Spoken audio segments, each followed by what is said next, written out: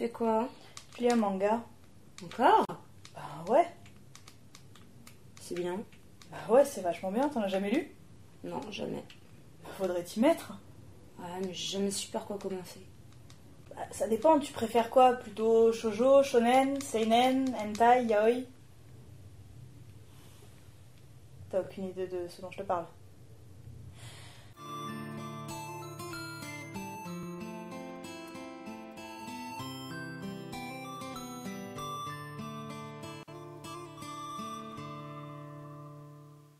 Bonjour à tous et bienvenue dans ce premier épisode. Alors aujourd'hui, on pose les bases et on commence par une question que tout le monde s'est déjà posée un jour. Le manga, c'est quoi? Souvent traduit par image dérisoire, le manga vient du japonais man, qui signifie caricatural ou déformé, et de ga, qui représente une image, qu'elle soit peinte ou dessinée. Le manga, c'est donc une image ou une série d'images à vocation divertissante. Plus largement, le manga désigne aujourd'hui les BD japonaises et uniquement japonaises. Leurs équivalents coréens, qui sont très proches en termes de format, de graphisme ou de contenu, sont par exemple appelés les manhwa. Pour n'importe quel lecteur occidental qui a déjà eu une BD entre les mains, autant dire tout le monde, à moins que vous ne viviez dans une grotte, auquel cas je ne peux rien faire pour vous, il y a deux éléments particulièrement déstabilisants. Petit 1, le sens de lecture. Au Japon, n'importe quelle production écrite ou graphique va se lire de haut en bas, jusque-là pas de problème, mais surtout de droite à gauche. Petit 2, les graphismes. On en parlera plus longuement une prochaine fois, mais les mangas représentent souvent des personnages déformés avec un physique peu habituel. Est-ce que vous avez déjà vu un être humain normalement constitué avoir des yeux comme ça? Non, ça n'existe pas. Le manga, c'est comme tout, ça peut s'adresser à peu près tout le monde, et c'est bien là le nœud du problème. En France, on connaît principalement 5 types de mangas. Le shoujo, le shonen, le seinen, l'ecchi et le hentai. Mais il en existe plein d'autres, hein. Yonkoma, kawaii, neketsu, gekiga, jidaimono, moe, shitei, suiri. Plein. Ces classifications sont en fait très simples. Elles permettent tout simplement de savoir à quel public va s'adresser tel ou tel type de manga et surtout à quelle tranche d'âge est-ce qu'il s'applique. Le premier, le plus connu, c'est le shonen. C'est destiné à un public masculin relativement jeune. Il met en scène la quête initiatique d'un personnage, souvent masculin, souvent adolescent, qui va devoir se confronter à plusieurs adversaires de plus en plus puissants et qui vont lui permettre de s'affirmer psychologiquement et physiquement.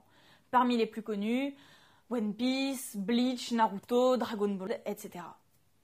Le pendant fille du shonen, c'est le shoujo. Cette fois, le héros est souvent une héroïne impliquée dans des histoires à l'eau de rose avec à la clé questionnement amoureux et recherche de sa place dans la société. Là aussi, il y en a des tonnes qui nous sont parvenues jusqu'en France, Ayashi no Ceres, Nana, Fruit Basket, vraiment des tonnes. À l'échelon juste au-dessus, on trouve le seinen. Cette fois, le manga est destiné à un public plus adulte et ça se ressent.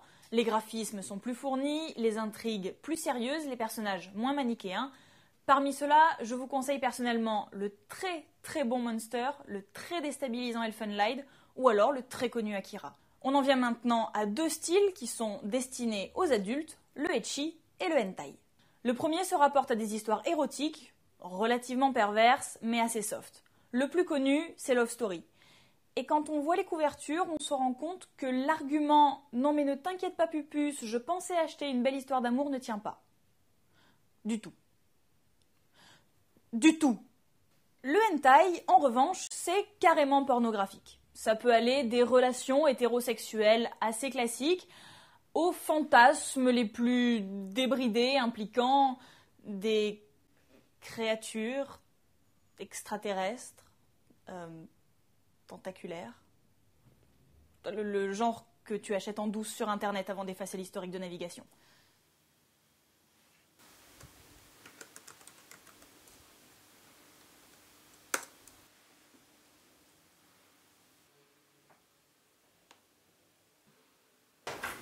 C'est moi. Hey, ça va? Qu'est-ce que tu faisais? Rien. Menteuse. Qu'est-ce que tu faisais? Rien. Enfin, tout ça reste très stéréotypé et personne n'est forcé de s'y tenir. Moi, je déteste le shoujo, je ne lis presque exclusivement que du seinen et du shonen.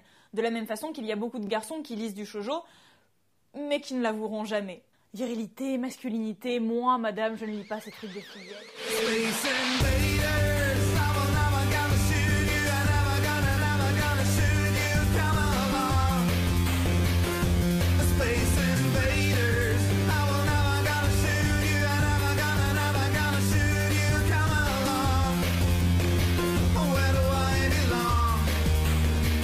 Can you take me home?